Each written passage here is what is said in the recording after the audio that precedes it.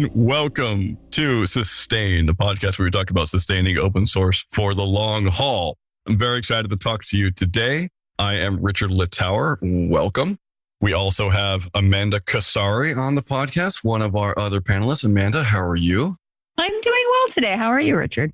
I'm doing good. I just realized I missed out on the quote that I always have at the beginning of this podcast. I didn't say who we are, where we come from. So I'm just going to skip it. That's never happened before. It's cool. Ben, how are you doing? Ben Nickolls. I'm good, but now for that reason, I don't know what I am doing. What am I doing, Richard? You are here on a podcast, and we are very excited today to introduce our guest, Astor Nummelin Carlberg. Astor, as you may be able to tell, is in Brussels, where he lives and works. That's why that siren sounded a bit odd. What's really great about Astor is that he is the ED of OFE, Open Forum Europe. What is Open Forum Europe? That is a very good question that I am not adequately prepared to answer. However, Astor probably is. So Astor, how are you and what is OFE? Thanks, Richard. OFE, it's like I always have to go for the 3-4 different elevator pitches I have, but let's just go for kind of a generic one and then we'll see what questions that will stir up. So OFE is a think tank. And as you said, based in Brussels. And the reason we're based in Brussels is because the EU's headquarters is in Brussels. So that kind of suggests we work with politics and policy. And so why am I here from this podcast? Well, because we work with open technologies and public policy. So you can kind of say, use the open prefix ahead of be it open data, open source, open standards, open science, and where it interacts with public policy and politics. We have been there over the 20 years we've been active. It's an excellent summation, which I would expect from the executive director, which is what ED stands for. Thanks for asking in the chat, making sure I clarified that. Astor, I hadn't realized that OFE was so old. I mean, old is maybe the wrong term, but it's been around for a while, which is really, really cool. You're recently the ED. You've been there for longer than a few years, but you've been ED for around a year now, if I recall correctly. Or it's even less. It's 5 months. 5 months. Well, then congratulations again. Tell me about the size of OFE. So how many employees would you say you have? Just like any think tank, and this is the secret sauce, even when you look at the really big ones. They look quite big. There are a lot of faces. There are a lot of fellows. There are a lot of affiliates, and there are directors and non-executive directors. But in terms of size, we are 5 to 6 full-time employees, depending on how you count, and then how we kind of reach impact at a bigger scale than 5 people normally can. Here's a good thing with working in the kind of open source ecosystem and close to it. We work in a lot of partnerships and collaborations, and we give support where we can. We ask for support where we can. But in terms of just organizational size, like many open source organizations in Europe, we are small. I know that you go around and support other people and really interested in community networks. You have a standing call every 2 weeks for the community. You've also been very involved personally, Astor, in OSPO++, which is a group of OSPOs that are interested in basically interconnecting and working together at education, universities, and governments and the like, which makes a lot of sense that you're here at this side of the table. Now, what's really interesting about Europe and open source is that traditionally tech has been centered in the US for the past 50 years. And that's just probably how it goes. It's kind of weird. But when you think of big tech, you think of Silicon Valley. However, our government, meaning the US government, because I'm American, obviously, sorry, everyone, hasn't had a great track record of being actively involved in, say, open stuff. We're not generally really on the ball in terms of policy coming out of Washington towards open things. But what's interesting is that we're seeing a shift in the EU, where the EU has been actively involved for a long time. GDPR is a really awesome thing that they implemented at scale very well, depending on how you think about well. But generally, there is space for, say, a think tank to exist. All of this context is just me trying to build up to talk about OFE being part of a wider movement to understand how openness works in the EU. You released a report a couple of years ago, which I think is probably the crowning achievement of work going on there. Can you talk a bit about the economic impact of open source? Yes, sure. And I can talk a little bit about how that study came to be and why it came to be, because I think it actually lends some interesting insights into the open source ecosystem in Europe and beyond. So yeah, the European Commission, so the executive branch, one can say it's always hard to compare those things exactly with the EU and other, since it's not a national government, but the European Commission essentially commissioned a study on the economic impact of open source, both software and hardware, and not just in terms of GDP numbers, but also questions on competitiveness, innovation in the economy, and the autonomy question of having control over your technology stack as the continent or the EU 27 countries. I won't bore you with the details, but essentially we bid together with Fraunhofer ISI, which is a research institute in Germany, to conduct this study for the commission. And we were glad that we were awarded the contract from the commission. And then we started the work.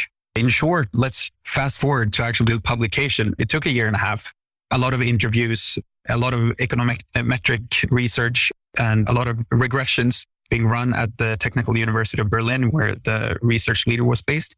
The conclusion, I don't think this surprises any listeners of this podcast. There's quite the economic impact. It's very present in the economy. And here it should be said, I'll get to the numbers. We really went for a very kind of conservative approach to our estimates. If you added in the economic value of the internet as a part of open source, it would be quite difficult. Like it gets too big almost. So we used the data that we found the easiest to work with, essentially. There isn't that much data available about open source at a systems level. We can get to that point later because it's an interesting one to kind of unpick. But we used GitHub commit data. So essentially the correlation between GitHub commits as a proxy, again, not a perfect proxy. Obviously, there are a bunch of other code repositories, repositories and development platforms, but we didn't have the data for that. So we used this as a proxy and looked at how it affected certain numbers. Without getting too deep into econometric methodology, we essentially saw very strong correlations between investment into the full-time equivalents of developers committing to upstream to open source and GDP growth. If you increase open source activity in the European economy by 10%, you would see an increase of 0.4 to 0.6% up of our GDP, which is very significant. And also in terms of investments into open source, in terms of its cost benefit ratio in the economy, it's 1 to 4 to 1 to 10, depending on how you count on capital costs and hardware costs, etc. But this is very significant. Let's say open source is a good investment, regardless for the economy. It's definitely something that then justifies a lot more attention from policymakers. And one could also argue that it is very much a green field for policymakers to start really thinking about how to engage with this ecosystem. Because as anyone remembers the first time they started engaging with open source, it's also a world of established norms and cultures. One can't just jump in or just throw money around. And this came to a lot of our conclusions around, let's say, capacity building in the public sector. Also supporting capacity building in, let's say, traditional industry, how to engage with open source and really building more links. Because at the end of the day, more open source is good for citizens.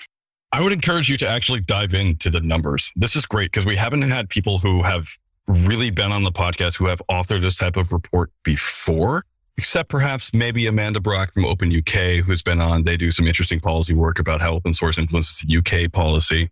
But in terms of like global governments looking at how open source affects everything, right? America, like I said, is still nascent here. We're only just getting to that right now. So I'm really curious, can you give me actual numbers for, say, how much open source influences the European economy? Amanda, maybe you have a better idea for what sort of numbers may be good to ask for at this moment.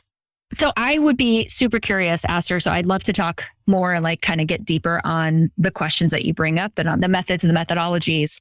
I did hear you reference the idea of having information that's available to really understand what's happening across the ecosystems. And as you're thinking about policies and recommendations, I'm curious as to like, what information do you feel would help with that? And like, it would help make better decisions about understanding open source from a systems level that you haven't been able to access, but that would be able to make better policy decisions.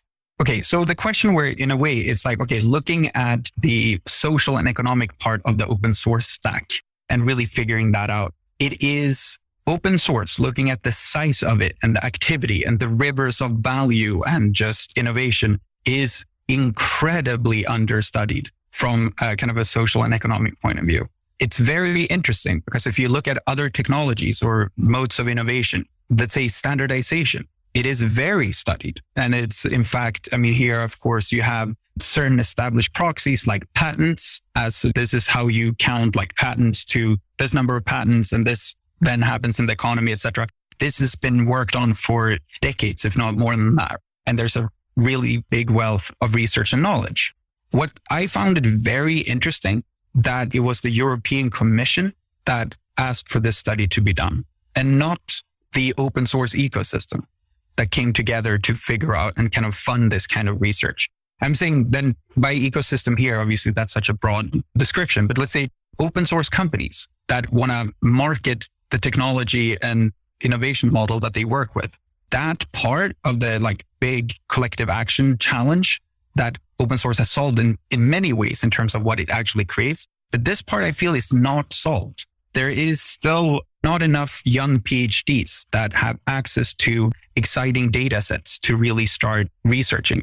It's the idea of open data, right? What kind of data is it that they need? As much as possible. Then depending on the discipline and depending on the approach, I hope that we will get a lot of insights, not just, let's say, from like we work with economists, but really starting to look at scale, let's say, anthropological studies. There have been some at a relatively small scale, but we need more. We need to challenge the research that's already been done. It is still so underfunded. And for us, in terms of data access, we work with GitHub commits, and I know there's an ongoing project internally in GitHub to start releasing more data. We were talking to the team preparing the report, and we said, just release as much as you can. We know people who can do quite interesting stuff with, let's say, economic research, but there are a lot of different disciplines. This is such a broad ecosystem that is just everywhere in society today. We need a lot more eyes and interest. And the best way of getting research done is kind of get the data out there. I guess one of my questions, thinking about getting more data and thinking about the work that you've already done, you co-authored this report with another team of economists who have done really great work. And maybe we should get them on as well to talk about more details of what they did. Yeah, shout out to Knut Blind at TU Berlin. Thank you, Knut. One of the things I'm interested in is how can we effectively put pressure on large companies to release more data that talks about open source and talks about the entire ecosystem writ large. So, I mean, I know that you're really interested in open source program offices as vehicles of actually moving industry to work together on various things. I'm curious what perspective you have on how we can best use OSPOs or networks of OSPOs to actually come together to release more data. Do you have any ideas there? I mean, it depends on OSPOs and networks of OSPOs. It depends a little bit on where you see them. So in a way, if you look at public sector or government OSPOs, which is a particular interest to us, even though OSPOs everywhere is usually quite useful in terms of getting more open source activity in a structured way. But if you look at OSPOs in government, an interesting way of considering it, you kind of increase their capacity to also buy open source services and products from companies, increasing the user or consumer or buyer's power vis-a-vis a big vendor. You can start putting some requests and you want more information out of it. This is definitely something that could be a driver. This, again, if the link is that strong, I'm not sure. It depends on a lot of complicated contracts between a government procurer and a vendor. I think at the end of the day, there is similar to how any company that like starts engaging with open source, they start figuring out that the more you contribute, the more you get out of it. And I would say that there's more and more trends and like requests from both small and big companies wanting to understand this together and not necessarily funding the research, but at least not blocking research by withholding data. And I see a general trend of people asking for this information. I notice it at least in the interest in our study. I think it's the only study EU-wide on the economic impact of open source that has been done in the last like 10, 12 years. A lot of things have happened to open source in the last 10, 12 years. There's quite the gap just there. And there are a lot of things we didn't look at. And there are a lot of things and a lot of research that would be very interesting for certain companies being active in certain sectors, certain organizations being active in certain sectors that they want to ask for and try to figure out. And there's a lot of, I would say, a general embrace around this. I mean, look at the setting up of LF research now. There's definitely more funding and effort to build up data sets. I know they're releasing their data from their World of Open Source study or research program. They're going to release all that data for people to engage with. So there are moves, but as always, we want to see things happen faster. But I'm quite hopeful in this area. I think the more we demand, the more there's just questions about this and the kind of companies realizing that having data that supports this innovation model, that it's good for the economy, that's pretty good to include in a sales slide or like a slide deck with a sales team. I was just going to follow up and say thank you for putting that together, because having looked, I think it was the week before last, at the Linux Foundation and their new White House mobilization plan, one of the quotes that kind of came across me was like, it's a major challenge to objectively determining which open source software is actually critical because it's often considered a proprietary advantage by software distribution channels who are able to collect that data. And I think we've all kind of had a conversation about the value of that data, but more importantly, the value of what happens when that data is interpreted and conclusions are kind of driven from like a very actionable standpoint, and that we can all kind of benefit from a little more openness when it comes to sharing that kind of fundamental basis for research to happen and for services to be developed as well, right? So I'm just really happy that conversation's happening. There's a funny thing that could be mentioned is that the data set that we worked on, and I know other economic studies like Frank Nagel at Harvard Business School also used this data set. This data was scraped from GitHub. So it's quite interesting in terms of openness. There's one thing, research finds a way. They usually figure out ways of getting to interesting data. But obviously, I don't see any point of anyone in the open source ecosystem to really put up hindrances around understanding it better. It should really benefit everyone.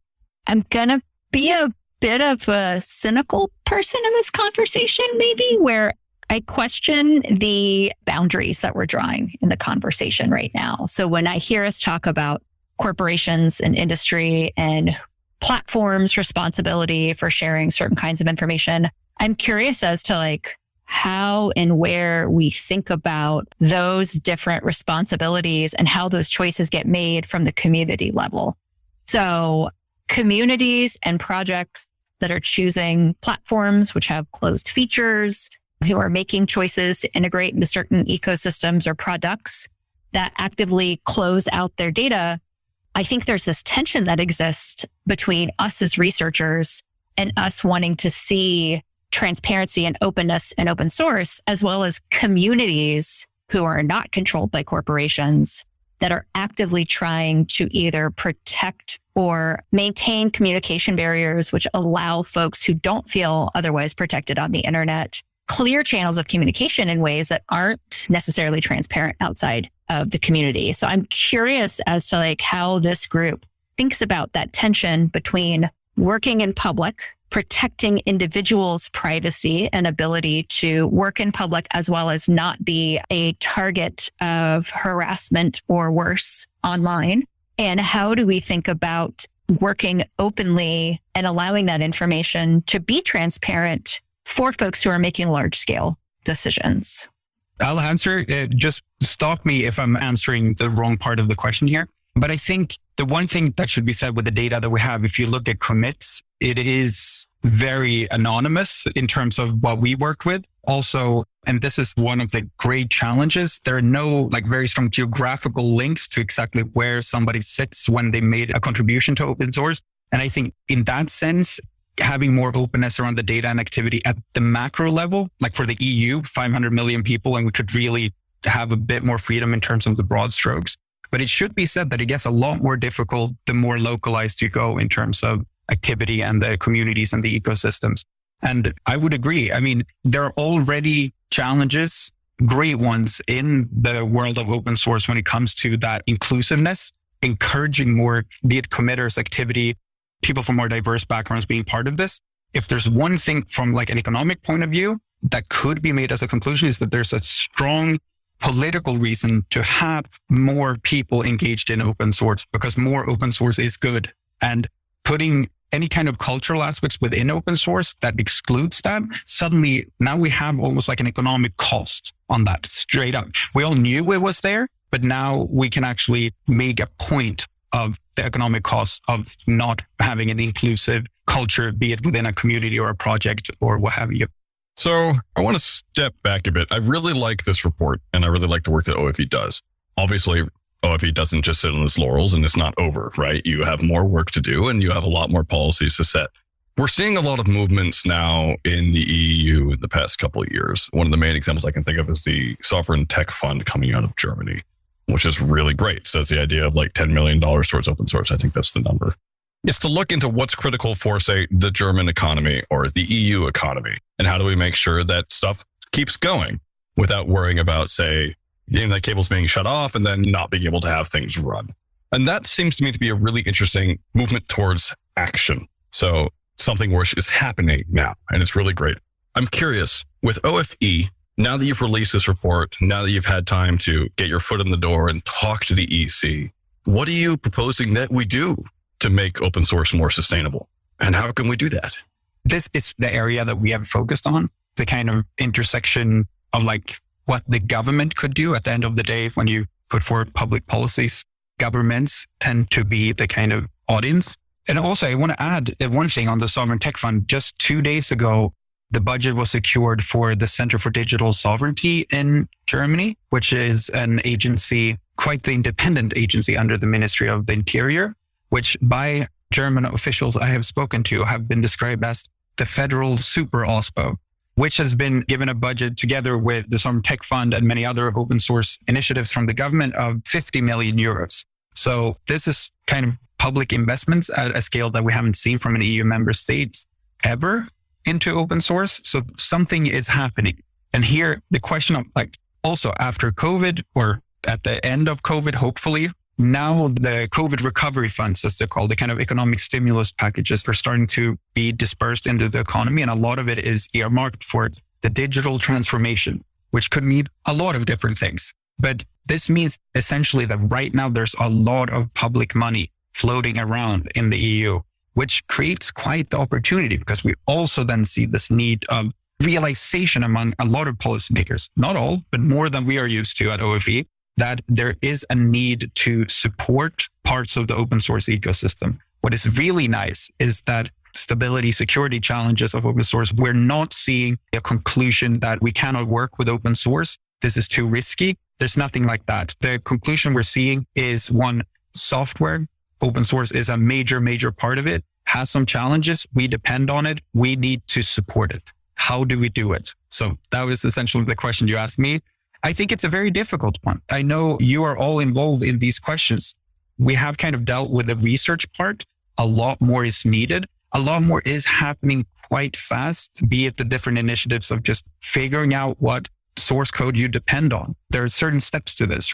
I know the European Commission is looking into this. The German federal government is doing that. It's essentially figuring out, okay, what are the software packages that we depend on out there? Which one can we deem critical? But then comes that last question. Okay, but what do we do? I think one of the challenges here, which I bet you know a lot more about this than I do, but people's incentives for engaging in open source are very diverse and different.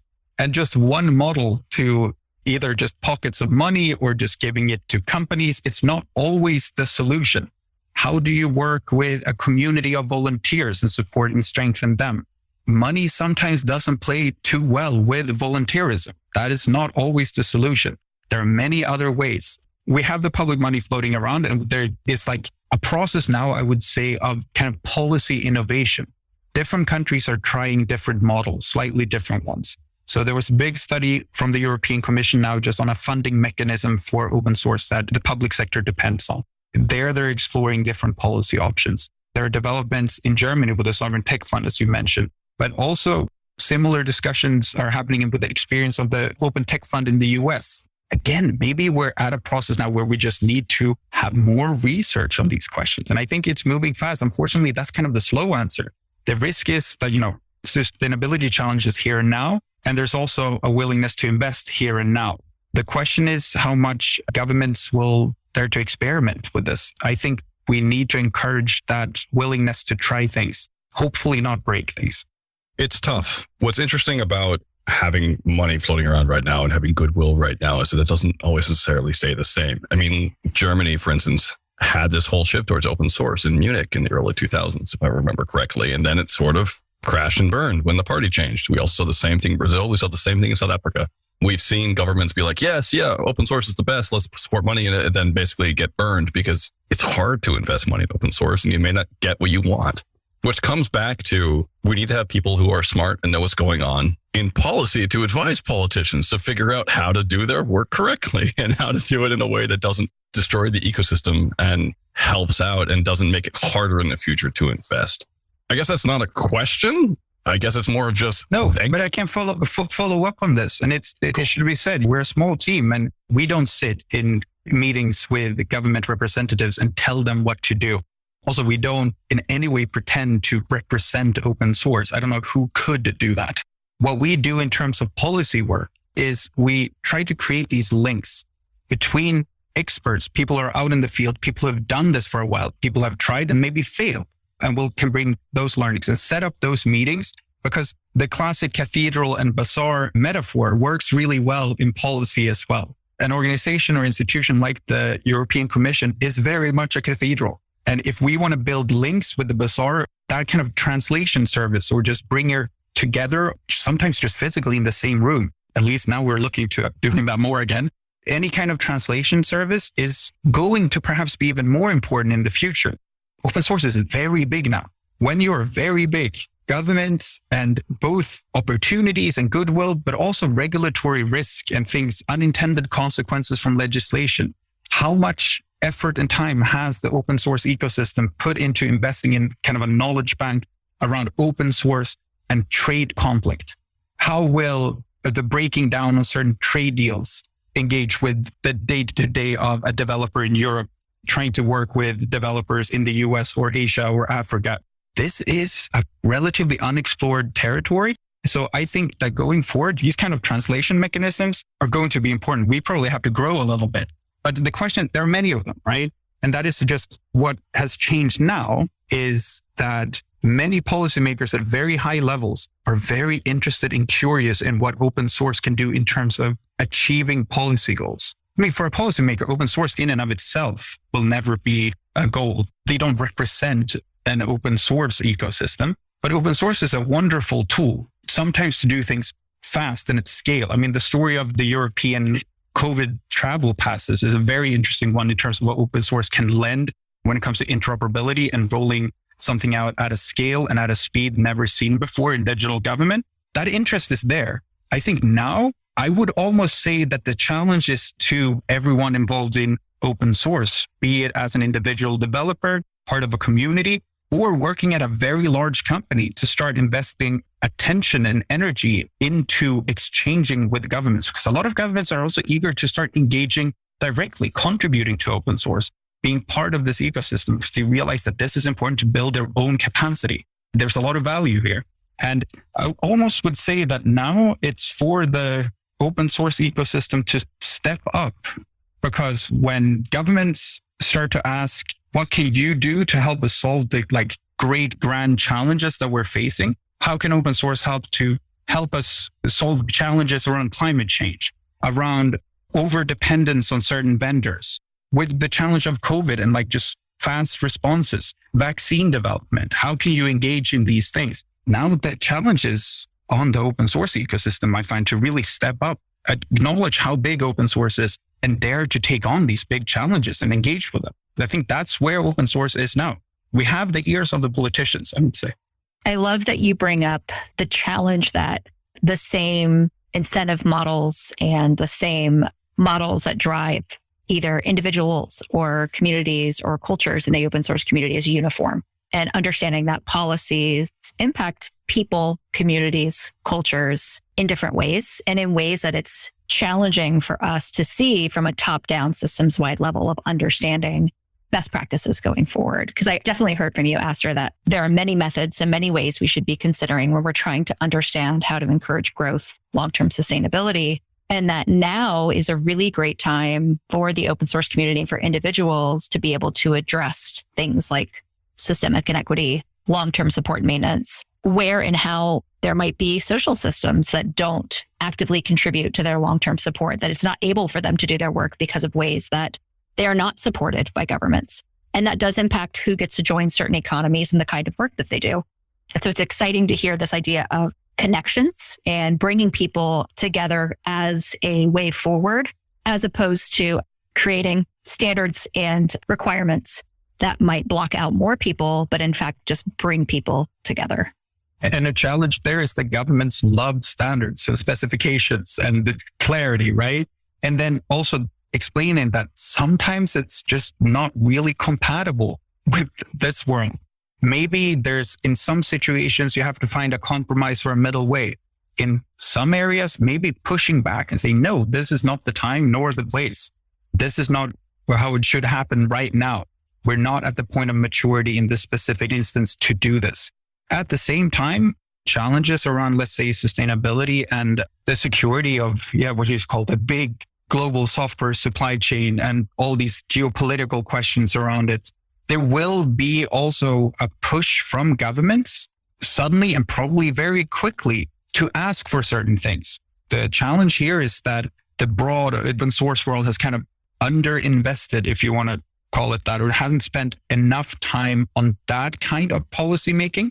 There's been a lot of policy activity and political activity around open source, but not necessarily for the long term. There are new challenges ahead, but also new opportunities, obviously, and areas where open source will really help. And just if you think about it, open source will be relevant politically for any challenge that is bigger than any organization, company, or even country. For any of those challenges, open source will have a very interesting part to play, because there is where it does really well, maybe better than any other innovation or collaboration model at that scale. So I just wanted to kind of ask, and I'm conscious of time, this is a conversation that's currently happening, and it's a conversation that we believe, and I do agree, that governments want and need to have for their future, and they have increasing kind of degree of clarity around what they want. But what I am wondering is, how can we enable that conversation to happen effectively with such a kind of nebulous group? Like, what can we do, or what should we consider when we are trying to kind of represent the views of open source as a community, or a part of open source as an individual community? Like, how can we enable that conversation to happen more authentically and representatively? My hunch is that this could very nicely be driven by the governments themselves. So obviously it takes two sides to tango here. And while I love the volunteerism of advocacy in the open source world, having time and wanting to spend and be part of the political discussion, you don't end up with a representative group. Having demands from, let's say, the government side to make sure, we need to talk to more stakeholders, not just the ones that are being sent here. I mean, this goes to a lot of policy questions, but really demanding more. Similar in the way like governments fund consumer organizations, right? To have a seat at the table as well. Really setting certain demands from governments that they want to see diverse representation. And then also for an organization like us and others that work with open source, translation services between open source stakeholders and governments and our party to take this very seriously. Because it's easy to sit in Brussels and work with policy every day. And we're, as I said, kind of high up working with the social and economic part of the open source stack. It's important for us to remind ourselves that we need to have that connection to the developers who are out there, perhaps also those potential developers and participants, and not just developers, all the other roles that you have in the open source ecosystem as well, be it like documentation or whatever. But like all these groups, we need to always remind ourselves representation is hard and it requires effort, but we need to be ready to put in effort and put in time to make sure that we have. Otherwise, I mean, it's just like research. If we tell only half of the story in a policy discussion to governments about what they should do, we're probably not going to get the best outcome. Astor, thank you so much for coming on and for ringing a clarion call about just the use of open source in ecosystems, the impact of it, and that we all need to get involved and basically share more and think more about what we can do, think not what the government can do for us, et cetera, et cetera, et cetera. We are running up on time, which is very unfortunate. I wish this could go on another 3 hours so I could actually get to grips with how to do a lot of the stuff that you're suggesting. But I want to know where people can follow your work and where they can follow you online. So if they want to keep listening, they can do so. Where can we find out more about OFE and you? Apart from like social media and Twitter, I think that if you're really interested in what's happening in EU policy and open source, we have the EU open source policy community list. You can find it on our website. I bet I can share a link somewhere with this recording. It's a group of around 300 people ranging from big, small companies, activists, representatives of governments coming together, sharing information, discussing the latest developments, etc. There, if you really want to be active around those things, join in. Don't be afraid of sending an email, ask questions. It's a fun discussion group that we've now run for several years. And we have calls every 4 weeks where people can join in and discuss and ask questions as well. Awesome. Thank you so much. Listeners, if you want to follow Astor online, you could do so at AstorNC on Twitter as well. Astor, thank you so much. This has been really fascinating. I'm just always amazed by how professional the work is that OFE does and how much I wish there were think tanks that were at the same level elsewhere in the world. So I just thank you again. That's the next step. Do that. Start one. I think that would be awesome. I think Sustain should do it. Listeners, if you agree, hit us up on the Sustain discourse or by email. That's more professional, whatever. Yes, I agree. Think tanks everywhere. Before I go off waxing poetic in my head, I want to make sure we have time for Spotlight. Spotlight is a part of the show where we talk about something different than ourselves. Spotlight is where we highlight projects, people, places, things, and elephants, which have just helped us along our way. And basically, we feel like they should have more light shed on them. Traditionally, hosts go first. Amanda, what is your spotlight today? Sure. I love that we talked about data sets and open source starting off the conversation. My spotlight for today is a paper that was recently published by colleagues of mine at the University of Vermont. The short title of it is The Penumbra of Open Source, and it examines representativeness of centralized platforms when researching open source through large-scale sampling. So I will give a quick preview that centralized platforms, when examining all of open source, actually don't look the same as when you look at open source that's not on centralized platforms. So that is the paper I would recommend for today. I was waiting for that comment the entire podcast. I was like, when is she going to say that there's more than open source at GitHub? When is it going to happen? So thank you for that, Amanda. Ben Nickolls, what is your spotlight today? My spotlight, they probably don't need any more attention because they do a good job with this, but it's the Linux Foundation's report on open source software security that was published a week before last. And I just wanted to point out that Stream 8, one of the recommended kind of work streams, is entirely about gathering, sharing, publishing open data about open source software, its usage, interdependency, authorship, et cetera, et cetera. So I've been reading that. You should take a look. There's a whole lot in it. And I imagine we'll be having that conversation in the future as well. Thank you very much. My spotlight today is a bit different. I was recently on a plane and I watched two films. One of them is called Grandma. The other one is called Blue Bayou. One is about basically how a desire to get an abortion influences a small family. And the other one is about how immigration practices have influenced 50,000 kids in the US who have been adopted, but may not be legally citizens and can still be deported by ICE. So if you're interested in policy ramifications outside of open source, these are two amazing films that I absolutely loved. So Blue Bayou and Grandma. Astor, what is your spotlight today? In some work that we had with the European Commission's Open Source Observatory, which is a website where they just shine light on public sector work with open source, I came across Find Shelter, which is a French group of developers that set up this communication hub for Ukrainian refugees that came to France. And it was just one of many examples of where the open source ecosystem got active. So on that level, and then at the same time, I want to give a shout out to Frank Nagel's new article in Brookings. Very interesting if you're American, looking at policy recommendations for the US and what to do with open source. And it touches a lot on open source research and knowledge creation as well. Awesome. Thank you so much. Listeners, if you enjoyed this podcast, do weigh into the conversation. You can hit us up at SustainOSS on Twitter. You can go to discourse.sustainoss.org to go to our online forum, sustainoss.org to read our report on state open source from last year. You can also send an email to podcast@sustainoss.org if you're interested in talking directly to us, especially if you have guests. Thank you so much. Astor, it's been great having you on. We wish you the best. Thank you. Take care.